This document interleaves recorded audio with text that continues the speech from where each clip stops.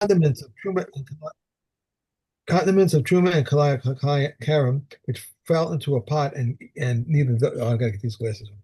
And neither these suffice to flavor nor suffice to flavor, but together they flavored. It's forbidden for non-priest, but permitted to priests. Reb Shimon says permits a non-priest and two priests. If a piece of flesh of the most holy of pigol of nota were cooked with other pieces, they are forbidden to non-priests, but permitted to priests. Reb Shimon permits to non-priests and to priests. If meat of the most holy and the meat of the lesser holy have been cooked with ordinary meat, they are forbidden to the unclean, but are permitted to the clean. Okay. Right. All right, Perik Gimel. Um, so in a similar vein, we're now talking about what's it called? About shirei bitul. So up until now we've been talking about mixtures of the food, but now Right. we're talking about so a few non-food items like beged shetzavao b'klipei orla. So let's say you had shells of orla, like pomegranate skins, like that could be used for coloring. Okay, and the pomegranates were orla, Right. and they could be used for coloring. And this one garment was dyed using dye from Orla, which is after Bahana. Okay, so what do you do with it? Yidalek, yeah, it has to be burned. Sorry, there's no remedy for this garment, and it has to be destroyed. Okay. Nis Arib Acherim. Now, before it could get destroyed, it got mixed up with a whole bunch of other perfectly good garments. Kulam Yidaleku divi Rabbi Meir. Rabbi Meir says garments are chashuv in their own right, and just like we have things that are considered chashuv. And when something is chashuv, it's never batel, not even in 1,000. And that's Rabbi Meir's opinion of this situation. Chachamim yale be'echad u'masayim. So if there are another 200 garments like it that it got Yeah. mixed up in, then we can consider it batel. What happened to your face? It's just the way I look always. I don't know, some Oh, other it's my beard. It's app, my beard that's the problem. app came up. I don't know what's going on. Okay. All right. We're back. Okay. Okay. Mishnah base. Okay, similar case. Hatzovea melo hasit beklipe orla va'arago babeged. So now we're just talking about a single thread inside a beged. So now um, we're going to test Rabbi Meir over here and see like what does he consider chashuv. So this thread got mixed up with a whole bunch of other threads that we used to weave a garment. Okay, and now Rabbi Meir says, "Yidalek habeged." Sorry, this garment needs to be burned. Even though the thread is like 1 in 1,000, it's considered chashuv in its own right, and therefore it's not batel. Again, Chachamim orim yaleh be'echad u'masayim. It's nullified against 200. So this goes even further to show how seriously Rabbi Meir considers this. Um, is Melo Hasit, even the Melo Hasit, even a sit is basically the distance between your index and middle finger when you stretch them out. Okay. Ha'oreg Melo Hasit mitzemer habachor babeged. Okay, so now we're no longer talking about Orla. Now we're talking about a bachor, and a bachor is also aser bahana. All its hair is aser bahana in the same way as Orla is. Okay, but now the Chachamim are going to agree Yidaleka beged. Sorry, the whole thing has to be burned. Now, why did the Chachamim change their mind from the previous case? Yidaleka beged, because this is why umipetah chamor. Same thing goes with mipetah chamor misar hanazir sorry, same thing with peta with se'ar nazir and peta chamor. So the hair of a nazir is also asr bahana that he shaves off that's supposed to be burned under the pot.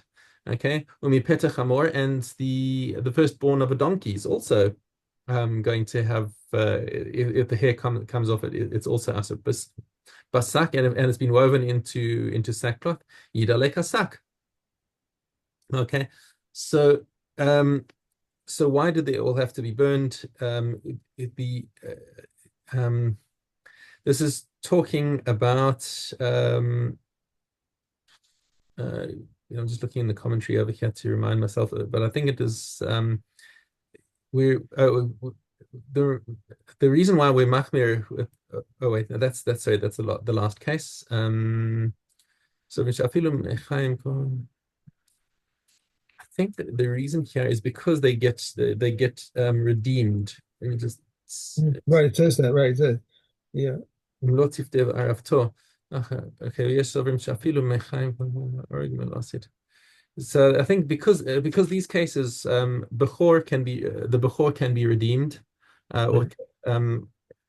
wait, Bechor, no, it's What oh, can we if it's a Balmum. If it's a Balmum, it can be then it can be redeemed, right? And then it goes to Chulin. Also the the Sar Nazir, that can't be redeemed. So why are these more strict than Orlah? I think this is because there's an aspect of kedusha to them, which is not the case with Orlah. well, the firstborn for sure would be the cheshivas of the firstborn. So Yeah, the donkey I'm surprised about, but but it's also got an aspect of kedusha to it. Okay.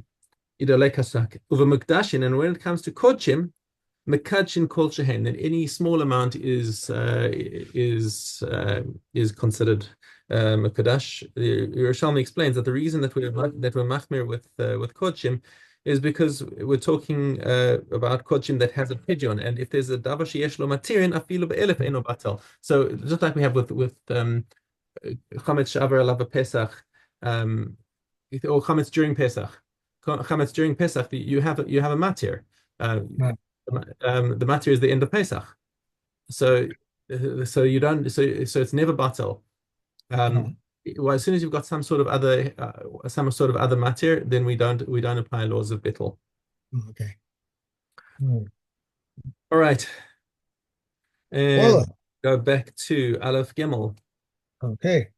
If a tree was uprooted together with the rock, or if a river swept it away together with the rock, if it could live, it is exempt. If not, it is liable.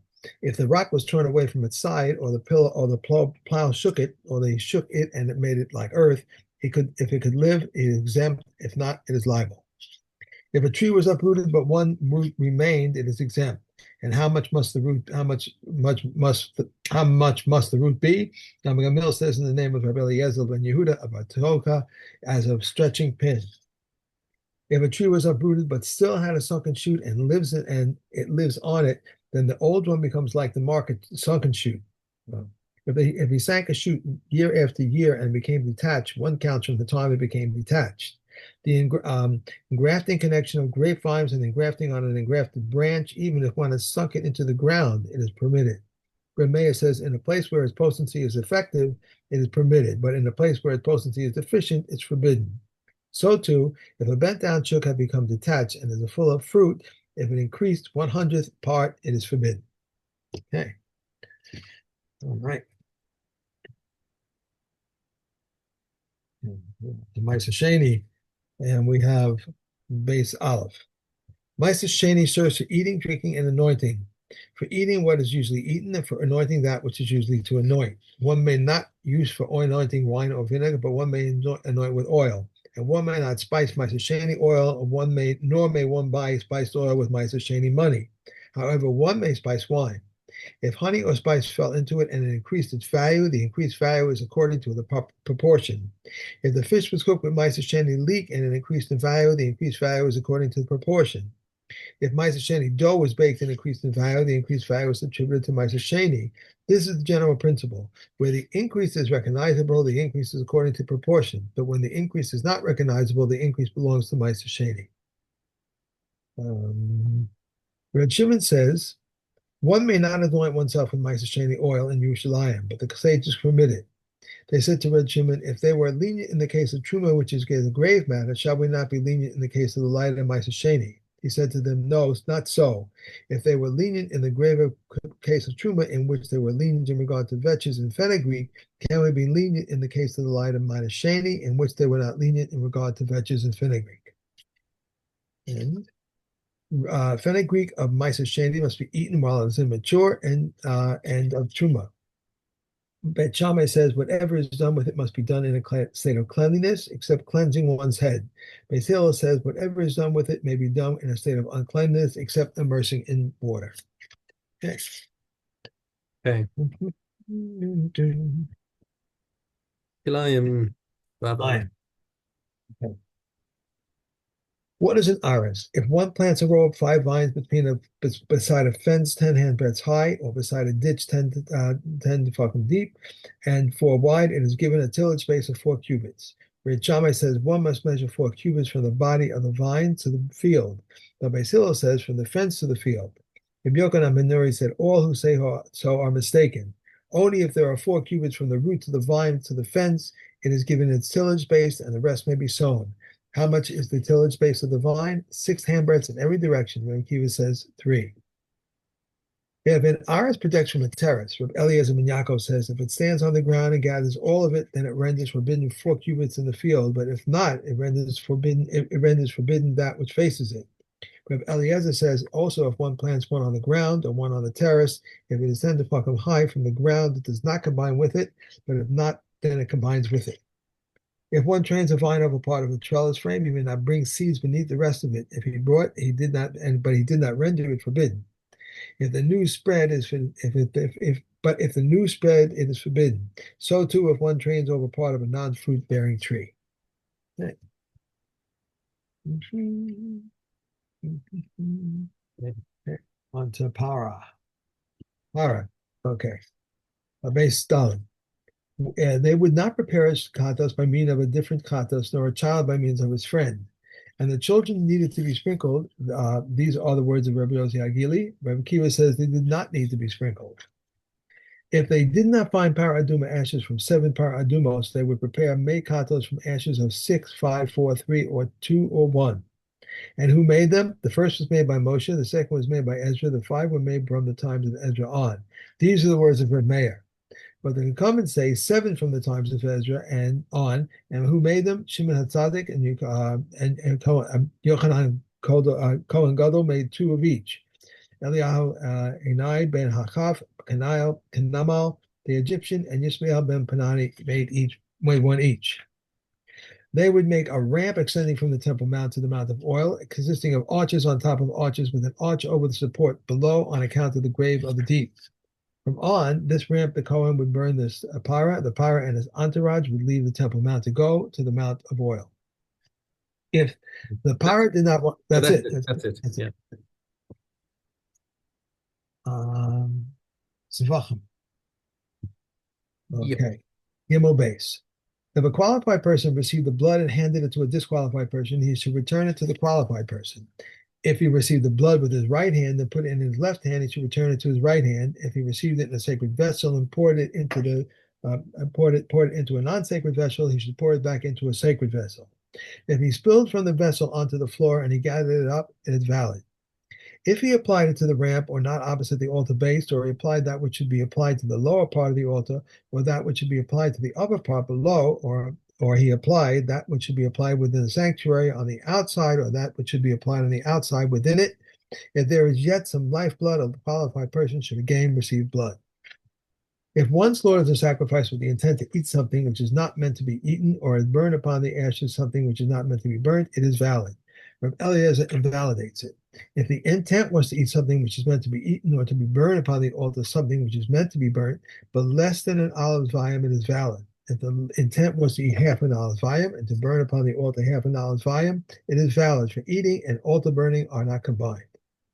If one slaughters a sacrifice with the intent to eat an olive volume of the hide, the gravy, and the sediment, the flayed off shreds, the bones, the giddim, the hooves, or the horns beyond its time or outside its place, it is valid, and one is not liable in regard to them for pigel, mosa, or tame.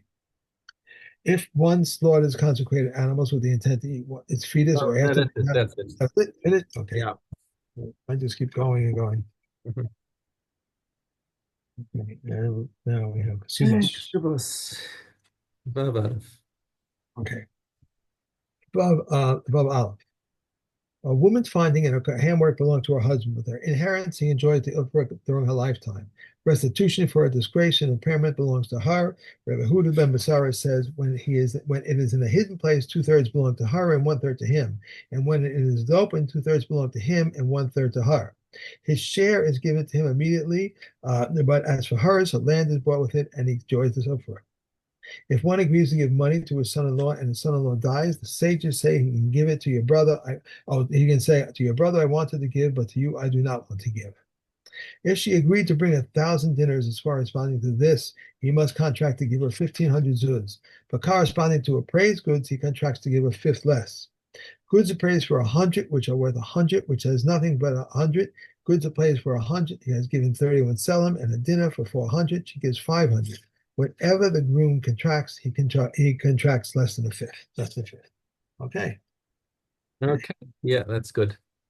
All right. Thank you very much. I need to run to get back to work. The people waiting for me. I hope you get a good night's sleep tonight. Thank you. Let's Bye.